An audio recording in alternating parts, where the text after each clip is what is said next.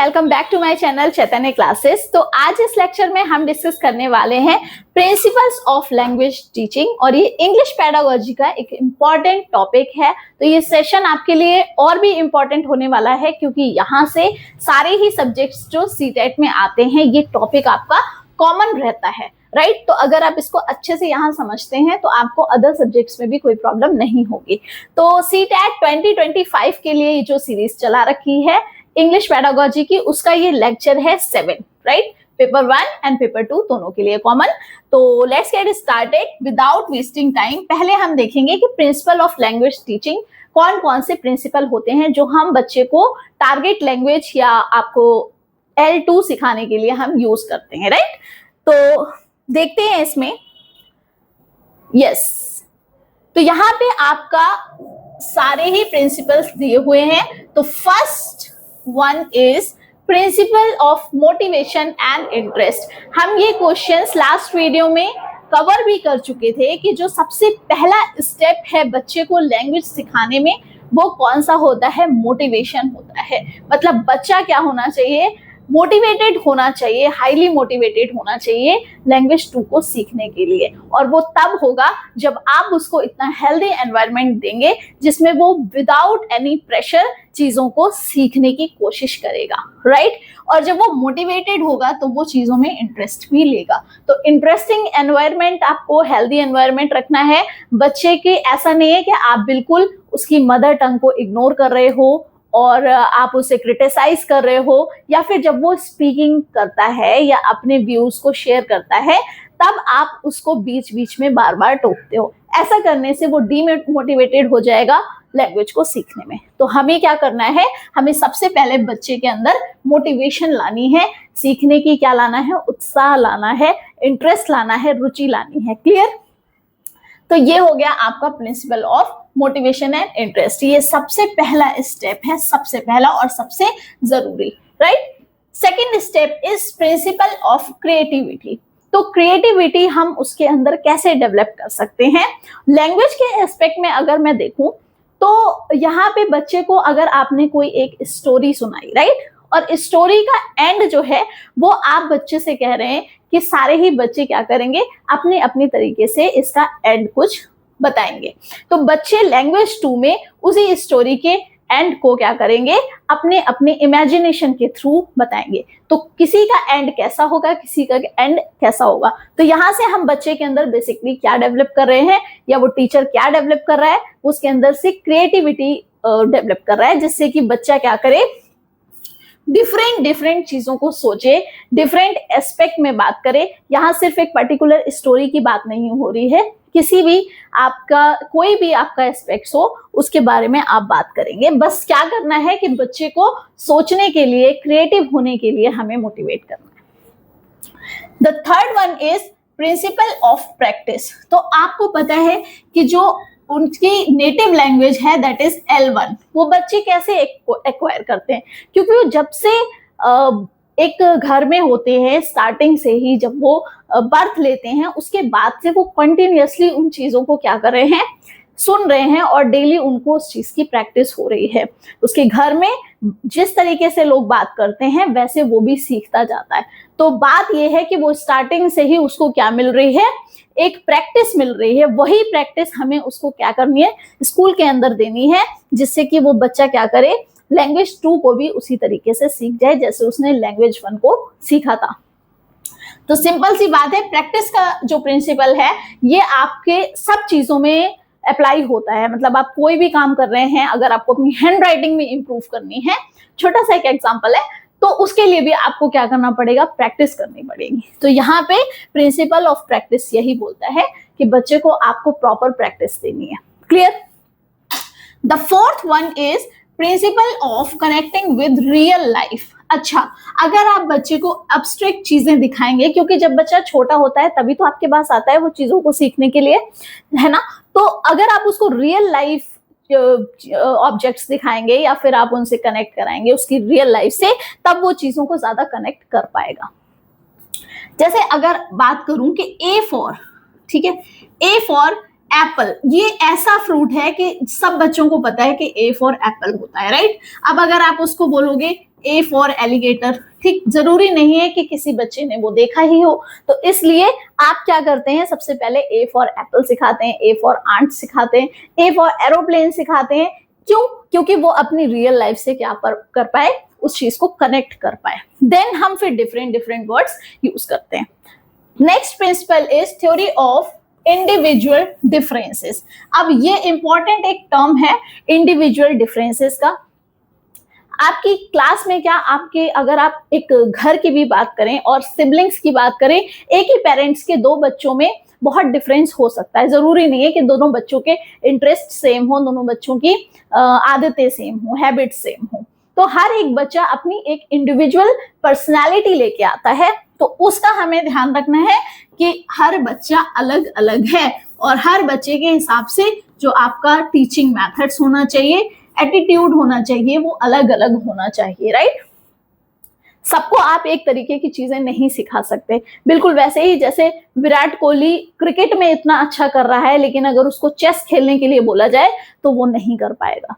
Clear है? तो वो अपनी फील्ड का मास्टर है एंड चेस वाले अपनी फील्ड के मास्टर है, राइट। तो इस तरह से बच्चे के अंदर अलग अलग एबिलिटीज होती हैं, अलग अलग उनकी हैबिट्स होती हैं, अलग अलग उनके इंटरेस्ट होते हैं। तो हमें उनके इंडिविजुअल डिफरेंसेस का क्या करना है, ध्यान रखना है।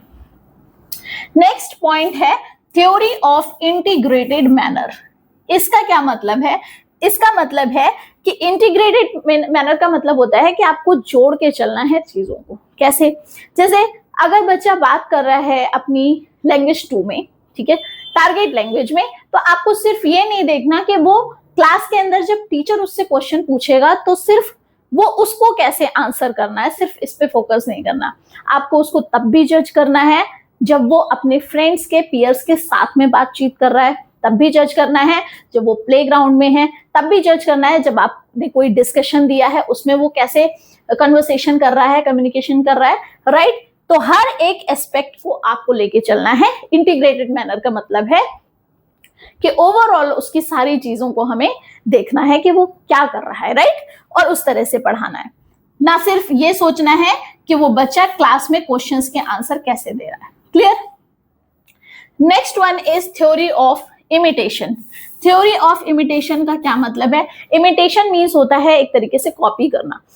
अगर टीचर, जो इंग्लिश का टीचर है, वही गलत प्रोनाउंसिएशन करेगा तो ऑब्वियस है कि बच्चा भी गलत प्रोनाउंसिएशन करेगा। कई बार लोग इस तरह से बोलते हैं, जैसे हिंदी के टीचर हैं और यहाँ पे भाषा लिखा है तो वो उसको भाषा बोलते हैं, राइट। तो ये भाषा वर्ड बच्चे भी सीखते हैं ना। तो अगर टीचर ही गलत बोलेगा तो बच्चे क्या करेंगे? मदर टंग बच्चा तभी तो सीखता है ना जब वो लोगों को देखता है और उनको कॉपी करता है। वो अपनी मम्मा को कॉपी करता है, वो अपने पापा को कॉपी करता है, अपने फ्रेंड सर्कल को कॉपी करता है, रिलेटिव्स को कॉपी करता है ना, तभी तो वो जल्दी सीखता है। इसी तरह से आपकी जो खुद की लैंग्वेज होनी चाहिए वो बिल्कुल परफेक्ट होनी चाहिए, प्रोनाउंसिएशन मिस्टेक नहीं होनी चाहिए। आप अच्छे से प्रोनाउंस करेंगे तभी तो बच्चा उसको सीख पाएगा करेक्टली, राइट। वरना आप देखिए कि जब आपके टीचर कोई चीज गलत बोलते थे तो वही चीज आप भी गलत बोलते हैं और आज तक बोलते हैं, राइट। तो आपको क्या करना है? इमिटेशन मतलब खुद को ऐसे रखना है परफेक्टली बच्चे के सामने, जिससे कि बच्चा वो चीज गलत ना बोले, right. Next point is child centred theory. तो चाइल्ड सेंटर्ड थ्योरी का मतलब क्या है? बेसिकली पूरे सीटेट में आप यही पढ़ते आए हैं, डीएलएड बीएड कुछ भी हो, आपको सब में सबसे इंपॉर्टेंट चीज जो होती है वो क्या होती है? Child centred. हमें हर चीज में बच्चे के बारे में सोचना है सबसे पहले, है ना कि टीचर, ना कि टीचर सेंटर्ड, ना कि स्कूल सेंटर्ड, ठीक, कुछ भी नहीं, सिर्फ चाइल्ड सेंटर्ड। वहां पे हम सिर्फ बच्चे के बारे में सोचते हैं कि बच्चा किस तरह से कंफर्टेबल होके सीख पाएगा चीजों को, राइट। समझ आ गया होगा आपको। यहाँ पे जो एनसीएफ है, राइट, या फिर आपकी जो मिड डे मील निकाली गई थी, ये सारी चीजें किसमें है? ये चाइल्ड सेंटर्ड है कि बच्चे को अच्छा न्यूट्रिशन मिलेगा तभी तो वो अच्छे से पढ़ाई कर पाएंगे, राइट। तो ये सब चीजें किसके लिए करी जा रही हैं? ये बच्चे के लिए करी जा रही हैं। तो हमें भी इसी बात का ध्यान रखना है कि जो भी आप चीजें कर रहे हैं वो चाइल्ड सेंटर्ड होनी चाहिए। अपने कंफर्ट के लिए चीजों को नहीं करना है, सब कुछ बच्चे के अकॉर्डिंग होना चाहिए, राइट।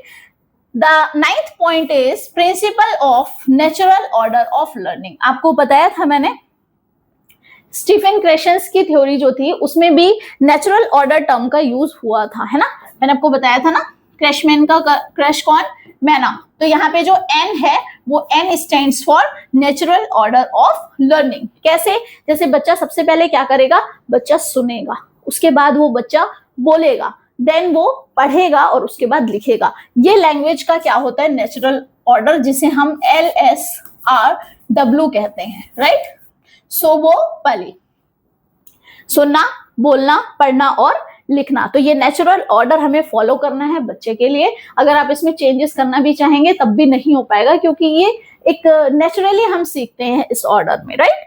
तो 10th one is principle of using mother tongue. अब यहाँ पे ये मदर टंग को थोड़ा सा कह रहे हैं कि ये भी होना चाहिए।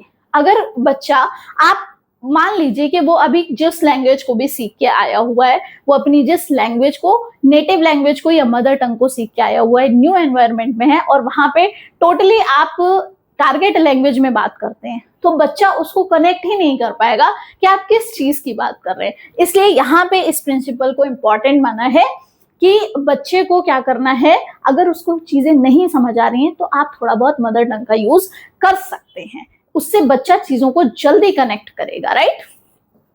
तो ये हो गया principle of using mother tongue. अब ये सारी चीजें जितने भी प्रिंसिपल हैं ये आपको और भी ज्यादा क्लियर हो जाएंगे जब हम करेंगे इनके प्रीवियस ईयर क्वेश्चंस। तो फटाफट देखते हैं क्वेश्चंस को। यस, तो here is your first question.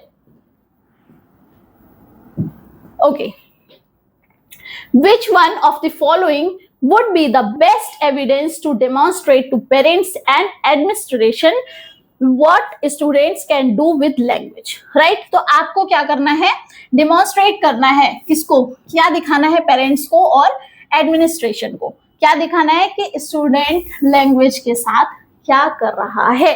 तो first option is national curriculum and syllabus. ये तो नहीं दिखाना है, इसको दिखा के क्या करेंगे, हमें तो बच्चे की चीजें दिखानी है, right. List of course goals and objectives, ये भी नहीं। Then marks in a test, ये भी इंपॉर्टेंट नहीं है। इंपॉर्टेंट क्या है, poems and paragraph written by students. अगर स्टूडेंट्स के बारे में आपको कुछ इंफॉर्मेशन देनी है तो वो स्टूडेंट से ही रिलेटेड होनी चाहिए ना, कि उसके लिखे हुए कुछ पोएम्स, उसके लिखे हुए कुछ स्टोरीज, कुछ पैराग्राफ्स जो बच्चे ने खुद से लिखी हैं क्रिएट करके, क्रिएटिविटी, ठीक। तो ये हो गया ऑप्शन डी आपका करेक्ट।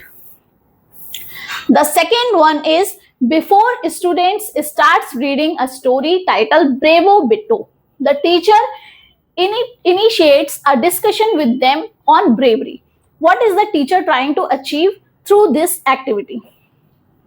तो इस एक्टिविटी के थ्रू वो क्या दिखाना चाह रहा है टीचर, कि वो पहले ब्रेव बिट्टो एक स्टोरी है उसको पढ़ाना चाहता है, बट उससे भी पहले वो बच्चे को क्या कर रहा है, ब्रेवरी के बारे में बता रहा है ना, मतलब बहादुरी के बारे में बता रहा है।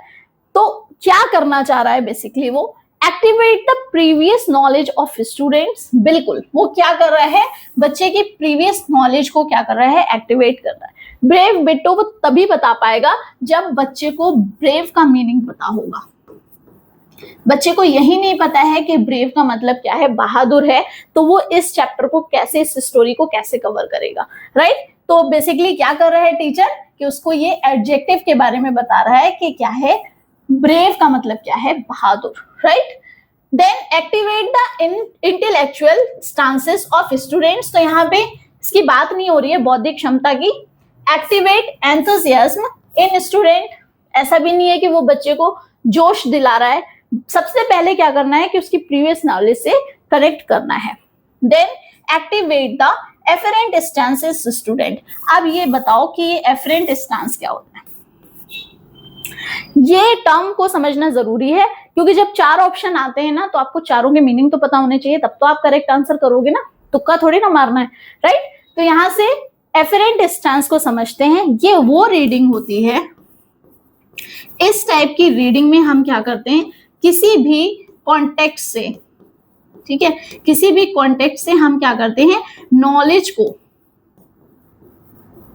नॉलेज को गेन करते हैं, या फिर कोई इंफॉर्मेशन, या फिर यहां से हम क्या करते हैं, कोई इंफॉर्मेशन निकालते हैं, इस तरह से हम चीजों को पढ़ते हैं। तो एफरेंट डिस्टेंस का यही मतलब है कि बच्चा इस तरह से पढ़े कि चीजों के अंदर की क्या निकाल पाए, नॉलेज या फिर जो वहां से इंफॉर्मेशन मिल रही है, डाटा कलेक्ट करने वाली बात, वो चीज है। ठीक है, इसी का एक और होता है एस्थेटिक स्टैंस। वहां पे हम क्या करते हैं कि जो हम चैप्टर पढ़ रहे हैं या जो टेक्स्ट हम पढ़ रहे हैं उसमें हम रीडिंग को एंजॉय करते हैं। क्लियर? तो मैंने आपको दोनों बता दिए। तो यहाँ पे जो ऑप्शन है वो option A is correct. So the third one is, here is a list of tasks commonly included on a language classroom. Which of these sees children as active learner? हमें बताना है कि बच्चों को क्या करना है, एक्टिव लर्नर बनना है। Children work in group to generate interpretation of a poem. First, B part is children carefully memorize. तो जहां पे भी ये वर्ड आएगा, ये कुछ वर्ड्स हैं जो आपको क्या देते हैं, निगेटिव पॉइंट देते हैं, तो वो वाले वर्ड्स हमको नहीं लेने। यहाँ पे मेमोराइज करने की बात हम कभी नहीं करते। Children write answer to question given at the end of the poem. Children carefully note down answers from the blackboard. तो यहाँ पे तो एक्टिव लर्नर कहाँ ही हो रहे हैं, राइट? और यहाँ पे भी सिर्फ वो क्या कर रहे हैं, आंसर लिख रहे हैं एंड में पोएम के। क्लियर? तो सबसे इंपॉर्टेंट जो है, अगर उनको एक्टिव लर्नर्स बनाना है, क्या है कि चिल्ड्रन एक ग्रुप में वर्क करे to generate interpretation of a poem. Clear? तो option A is correct. Now the fourth one is, yes, observation on a students special academic ability includes.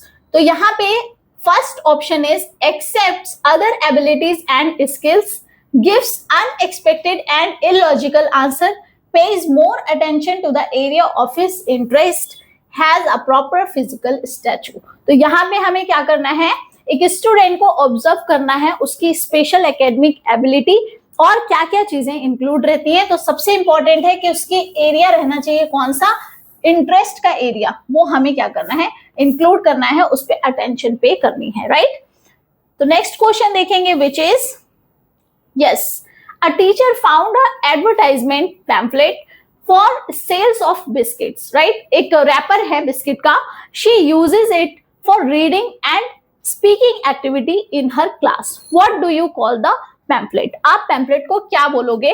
Extra material बोलोगे, newspaper clipping बोलोगे, या फिर रीलिया बोलोगे, या फिर एन ऑथेंटिक टेक्स्ट बोलोगे? तो रीलिया तो वो हो गया कि आपको रियल ऑब्जेक्ट दिखा रहे हैं। यहाँ पे आपकी बात हो रही है कि एक ऐसा टेक्स्ट जो क्या है, आपकी जो नोटबुक्स टाइप चीजें हैं उनसे कनेक्टेड नहीं है, राइट? तो इस तरीके की चीजें जो किसी नोटबुक या फिर किसी भी तरीके का आपका जो मटेरियल होता है जिसमें बुक्स वगैरह सारी चीजें इंक्लूड रहती हैं, जहां से आप टेक्स्ट वगैरह यूज करते हो, लेते हो पढ़ने के लिए, तो वो हो जाती है आपकी ऑथेंटिक टेक्स्ट से एक्स्ट्रा चीजें, राइट? तो यहाँ पे आपके पास आंसर आएगा कौन सा, ऑथेंटिक टेक्स्ट। यहाँ पे आपने किसको यूज किया, एक रैपर को यूज किया, किस लिए, आप क्या कराना चाह रहे हो बच्चे को, स्पीकिंग एंड रीडिंग एक्टिविटी के लिए। क्लियर है?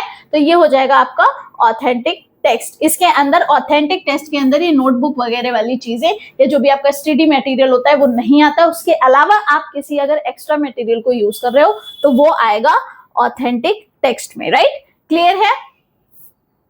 Next option is, a class 7th student makes mistake in spelling, as a teacher would you. आप क्या करेंगे एक एज अ टीचर जब बच्चा क्या करता है, स्पेलिंग मिस्टेक करता है? Show him his mistake and ask him repronounce them. आप क्या करेंगे, उसे उसकी गलती बताएंगे और फिर उससे कहेंगे दोबारा से इसको प्रोनाउंस करो, राइट? इग्नोर द मिस्टेक, ये तो बिल्कुल नहीं करना है। Allow the students to use a mobile dictionary, बिल्कुल नहीं। आस्क द स्टूडेंट, ये कुछ नहीं है, ठीक है? Ask the student to repronounce the word, तो क्या करेंगे आप, क्या उससे बोलने के लिखेंगे? तो बोलने वाली बात तो इसमें भी हो रही है, पर पहले आप उसको ये तो बताओगे ना कि उसकी स्पेलिंग मिस्टेक हुई है, उसने कहाँ पे मिस्टेक की है, राइट? तो पहले बताएंगे और फिर उससे दोबारा वो चीज प्रोनाउंस करवाएंगे। Clear? The 8th question is, during the process of language learning, students lack confidence in their pronunciation. How can one overcome this? किस तरह से उससे ओवरकम किया जाए, बाहर निकला जाए? तो first option is providing scope for social activities with the help of language experts for removing speaking defects. ठीक, Second one is correcting mistakes immediately. Third one is reading aloud in the classroom. The fourth one is organizing play like tasks in which children can talk to another, right? तो सबसे अच्छा क्या है यहाँ पे, देखो आप एकदम से लैंग्वेज एक्सपर्ट को तो नहीं बुला लोगे, उसकी हेल्प तो नहीं लेने लगोगे, राइट? आपको तो अपने क्लास लेवल पे काम करना है ना अभी। फिर तुरंत उसकी मिस्टेक को एकदम करेक्ट करना वो भी ठीक नहीं है, बच्चे के कॉन्फिडेंस में कमी आएगी। Then reading aloud in the classroom, सिर्फ तेज चिल्लाने से तो नहीं होगा। देन फोर्थ वन इज आपको क्या करना है, ऑर्गेनाइज करना है प्ले लाइक टास्क। आपको उसको जो वर्ड्स आप सिखाना चाह रहे हो उसमें क्या करना है, उसको इस तरह की टास्क देनी है जिससे कि वो खेल खेल में ही गलत चीजों को वो कर दे, अपनी चीजों को इम्प्रूव कर ले, ठीक है, और ठीक तरीके से करेक्टली प्रोनाउंस करना सीख जाए। तो उसको प्ले लाइक टास्क देंगे जिससे कि इंटरेस्ट के साथ वो जल्दी सीख जाए। क्लियर? तो option D is correct. Then the ninth one is maximum participation of students during teaching in a language classroom is possible through. किसके थ्रू पॉसिबल होगी? क्या? लैंग्वेज क्लासरूम में मैक्सिमम पार्टिसिपेशन। आपको चाहिए कि बच्चे ज्यादा से ज्यादा क्या करें, पार्टिसिपेट करें। तो फर्स्ट इज लेक्चर मेथड, इसमें बच्चे बोर होते हैं। ट्रांसलेशन मेथड, यहाँ पे बच्चे क्या नहीं करेंगे, ट्रांसलेशन मेथड में आप क्या कर रहे हो, सीधे डायरेक्टली उसको ट्रांसलेट कर दे रहे हो, तो वहां लैंग्वेज तो नहीं सीखेंगे ना वो अच्छे से। इंडक्टिव मेथड, ये हर जगह यूज नहीं कर सकते। डिस्कशन एंड डिमॉन्स्ट्रेशन मेथड, जहां पे आप डिस्कशन करवाते हो, क्योंकि आपको एक भाषा सिखानी है, तो बच्चे जब तक उसकी प्रैक्टिस नहीं करेंगे through discussion, through anything else, जो जिसमें वो क्या हो, एक्टिवली पार्टिसिपेट करे, तब तक आप क्या नहीं कर पाओगे, उनमें लैंग्वेज टू डेवलप नहीं कर पाओगे, राइट? तो यहाँ पे डी ऑप्शन करेक्ट हो गया, क्योंकि डिस्कशन में आपको क्या मिल जाएगा, maximum participation of students. Clear? Then next question is why storytelling is the most important in English language class at primary level। तो प्राइमरी लेवल पे कह रहे हैं कि सबसे ज्यादा क्यों इंपॉर्टेंट होती है storytelling. It is useful for developing integrated language skills, then it develops more value among the, देखो वैल्यू आपको ठीक है, किसी चीज की आपको बच्चे को मॉरल वैल्यूज सिखानी है वो तो ठीक है, बट बात हो रही है किसकी, भाषा सीखने की। पहले बच्चा लैंग्वेज तो सीखे, मॉरल चीजें तो बाद में सीखेगा, मॉरलिटी तो बाद में सीखेगा। मतलब ये इसका ऑप्शन हो सकता है, बट हमें क्या चाहिए, हमें बेटर ऑप्शन की तरफ जाना है। इट इम्प्रूव्स स्टूडेंट वोकेबलरी, ये भी ठीक है, वोकेबलरी भी ठीक करता है ये, बट हमें बेटर चाहिए। It creates fun in the class, बिल्कुल स्टोरी से बच्चे खुश होते हैं, फन क्रिएट होता है, राइट? बट जो सबसे अच्छा है वो क्या है कि it is useful for developing integrated language skills. यहाँ से वो सारी चीजें सीखता है, जितना भी उसकी स्किल्स हैं, लिसनिंग की, स्पीकिंग की, रीडिंग की, राइटिंग की, वो सब कुछ इससे सीख जाएगा। क्योंकि आप बच्चे को पहले स्टोरी सुना रहे हो तो उसकी लिसनिंग स्किल डेवलप हो रही है, फिर बच्चा क्या कर रहा है, उसको खुद से बोल रहा है, चीजों को और ज्यादा एक्सप्लेन कर रहा है कि उसने क्या क्या चीज करी, या वो अब और क्या इमेजिन कर रहा है उस बारे में। तो स्पीकिंग भी हो गई, रीडिंग भी हो गई, खुद से रीडिंग करता है। देन आपकी बात आ गई राइटिंग। अगर आप उससे कहोगे कि स्टोरी का एंड लिखो अपने मन से सोच के, जो तुम चाहते हो कि इस स्टोरी में होना चाहिए लास्ट में, तो यहाँ से उसकी राइटिंग स्किल्स भी डेवलप हो जाती है, ठीक है? तो ये option A is correct. The 11th is mind mapping helps the student to. तो माइंड मैपिंग का सीधा सा मतलब क्या है कि आप क्या कर रहे हो, ब्रेन स्टॉर्मिंग, ठीक है? Brain storm, explore ideas and expanded. Mind से जब भी माइंड मैपिंग टाइप की चीज आएगी तो मतलब क्या है कि आप ब्रेन स्टॉर्मिंग कर रहे हो बच्चे के लिए, क्या कि वो क्या करे, अपना दिमाग चलाए। जैसे स्टोरी का एंड लिखो तो फिर वो क्या करेगा, वो सोचेगा उसको, ठीक है? ये होती है mind mapping, right? Brainstorming. Clear? तो option B is correct. Then हो गया आपका 12th one is while teaching English, a teacher is notable to draw attention of some students sitting at the back. She should. क्या है इसमें कि कुछ student जो बैक मतलब पीछे बैठे, पीछे साइड में कुछ बच्चे होते हैं ना जो आगे आना ही पसंद नहीं करते क्लास में, तो उन बच्चों के लिए टीचर क्या कर सकती है? तो सिंपल सी बात है, engage them by asking question and evaluating her teaching method. अब देखो, stop explaining the concept and start dictating the notes. तो ऐसा नहीं है कि उसको अपने लेक्चर को स्टॉप एक्सप्लेन करना ही बंद कर देना चाहिए। स्कॉल्ड देम, उनको इस तरह से चिल्लाना चीखना चाहिए। इग्नोर देम, उनको इग्नोर कर देना चाहिए, तो बिल्कुल ही गलत है, राइट। तो क्या कर सकती है टीचर पीछे वाले बच्चों के लिए कि वो क्या करे, बार बार क्वेश्चंस पूछे, है ना। हम लोग भी जब पीटीएम वगैरह में बच्चों की जाते हैं तो क्या बात करते हैं कि अगर बच्चा पीछे बैठता है, उतना अटेंटिव नहीं है, तो वी शुड आस्क हर और हिज क्वेश्चंस, है ना। हमें उससे क्या करना चाहिए, क्वेश्चन पूछने चाहिए बार बार, जिससे कि वो क्या हो जाए, इंगेज हो जाए। उसे पता होना चाहिए कि वो लेक्चर को ध्यान से नहीं सुनेगा, तो जो मैम बीच बीच में क्वेश्चन पूछती हैं उनके आंसर नहीं दे पाएगा, तो वो क्या हो जाएगा, वो थोड़ा अटेंटिव हो जाएगा, राइट, क्लास के अंदर। और उसके बाद में वो उसका क्या करे, टीचिंग मेथड को अपने इवेल्युएट करे कि उसका टीचिंग मेथड ठीक है या नहीं, क्योंकि पीछे बैठा उसको समझ आ भी रहा है ना। तो इस तरह से टीचर अपने आप को भी इवेल्युएट कर सकता है। Next is Which one of the following is not true in relation to the use of children literature? कौन सा ऐसा है जो हमें यूज नहीं, जो सच नहीं है, किसके लिए, in relation to the use of children literature? It makes them understand and respect diverse cultures.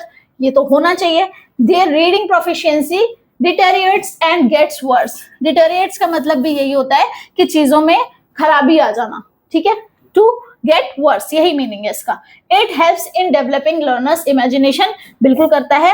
It ब्रॉडेंस, ब्रॉडेंस मतलब क्या होता है, देयर मेंटल हॉरिजॉन के, मतलब वो उसकी क्या कर रहा है, एक क्राइटेरिया बढ़ा रहा है, बच्चे की समझ का क्राइटेरिया बढ़ा रहा है, वो और ज्यादा ब्रॉडली सोचने लगता है, ठीक है। ये नैरो का अपोजिट है, ठीक।